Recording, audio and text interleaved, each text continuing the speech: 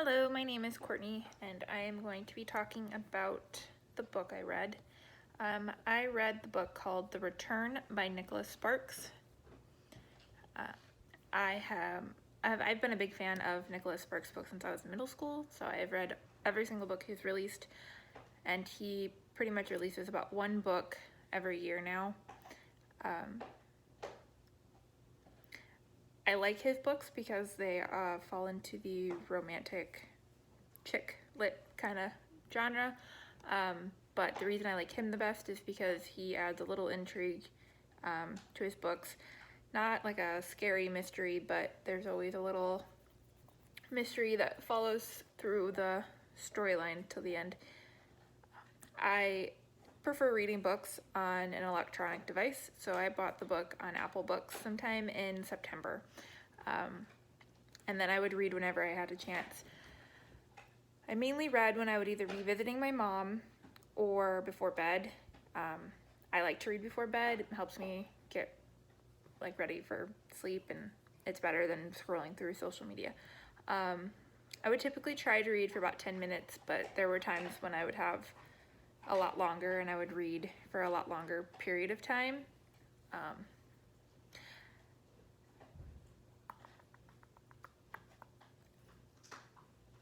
Like I said, if I read when I'm at home, I read in bed the most. It's just where I'm the most comfortable.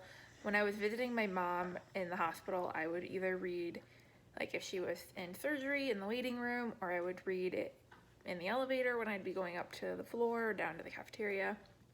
I tried to read whenever I just had a spare moment. The reason I like reading in bed so much is because I get to get cuddled up in my blanket. I can have a cup of coffee or tea, or right now I drink hot chocolate, and I just read until basically I'm ready for bed. Nicholas Sparks is a romance author.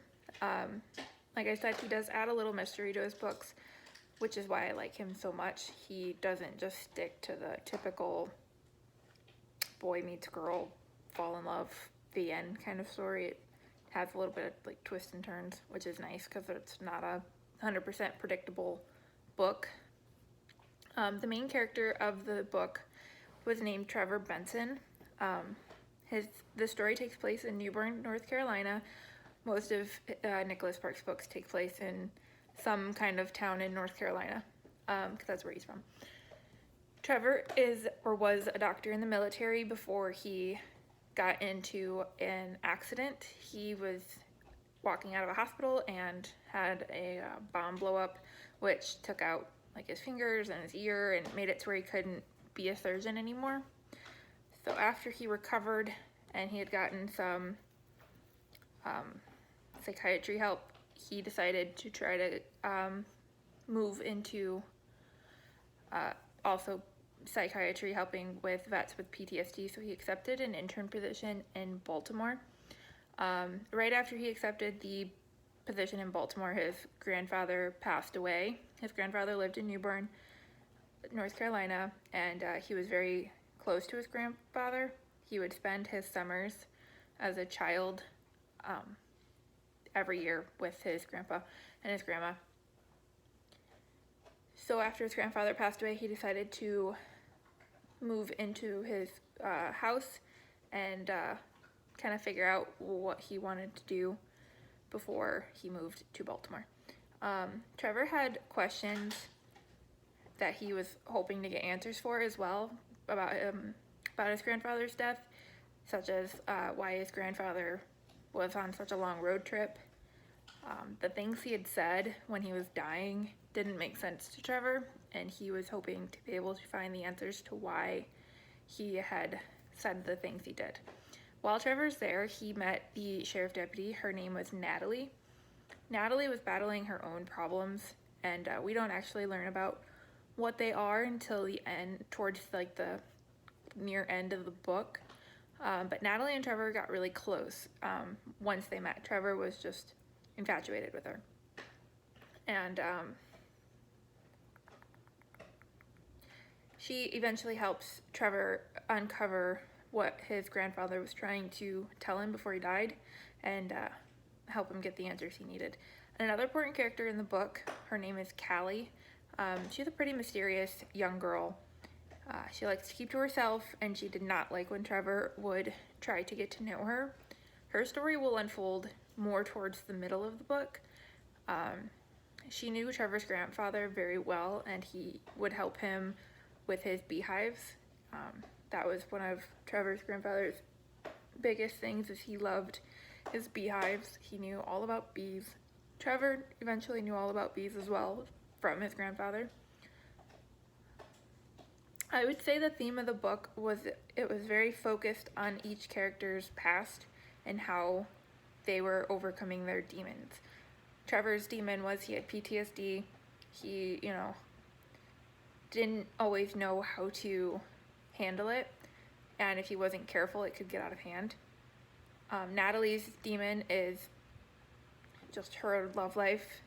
I don't want to give anything away because it's kind of a spoiler, but she has her own demon that she's trying to deal with. And then Callie, she's got her own personal issues that she's not told anyone about, and they come to surface at the end. The only other person who actually caught on to Callie, she was living a double life, was Trevor's grandfather. And that was some of what he was talking about when he was passing, and it was why Trevor didn't understand. The bees were a symbol of peace. Trevor's grandfather loved his bees. He was the happiest with the bees, and Trevor started to feel the same way when he moved back. He tended for them the same way his grandfather would, and he was very proud to show them off and show, like Natalie, that was a date they went on, is he took her back and he got to show her the bees and how he cared for the queen bee. And I just think that they represented a symbol of like peace.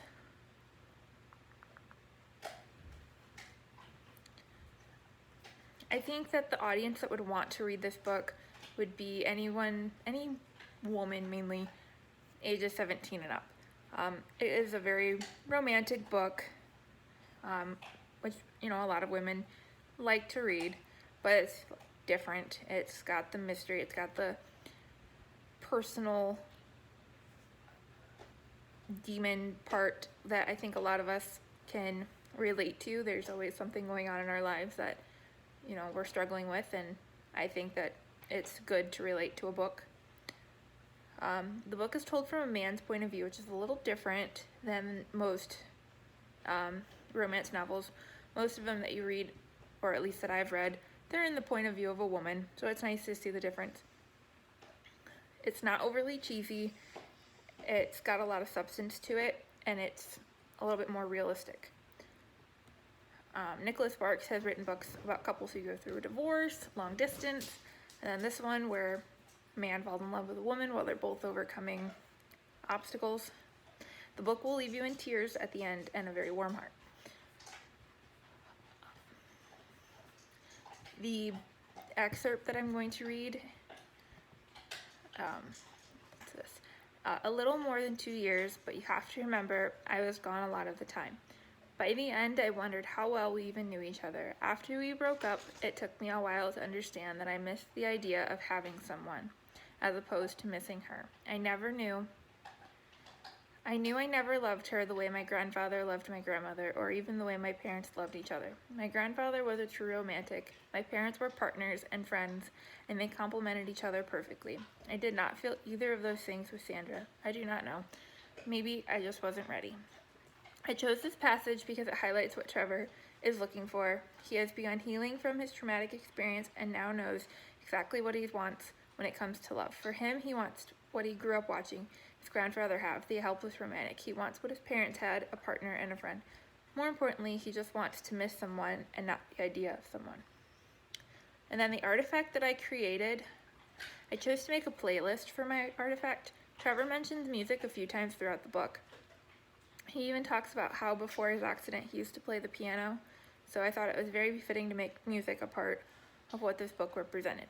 Music can represent how Trevor is feeling at different parts of the book, some on the more romantic side when he is falling in love, others on the more intense side when he's trying to save someone. Music can represent all kinds of feelings and adventures. When Trevor set up a date, he had a ballad playing by Fleetwood Mac. It doesn't say the exact ballad, but it did reference one. When he was talking about his time in high school and college, he played the piano, so having a piece by Mozart would represent that time period in his life. Natalie, who has her own struggles, could have a song to represent what she is battling, and when she finally overcomes it, a song of peace and tranquility. The songs I chose were the Serenade No. 13 in G major by Mozart, Somebody Else by the 1975, Wonderful Tonight by Eric Clapton, How to Save a Life by The Fray, Landslide by Fleetwood Mac, I'll Never Love Again by Lady Gaga and Bradley Cooper, Let It Be by Ray LaMontagne, something other, With or Without You by U2, Thinking Out Loud by Ed Sheeran, Ain't No Mountain High Enough by Marvin Gaye, Chasing Cars by Snow Patrol, Make You Feel My Love by Adele, Love You Till the End by the Pogues, Tears in Heaven by Eric Clapton, I Will Remember You by Sarah McLachlan, Rescue by Lauren Daigle, and My Heart Will Go On by Celine Dion. I highly would recommend this book, and I would recommend any book by him, but I think that you would really like it. Thank you.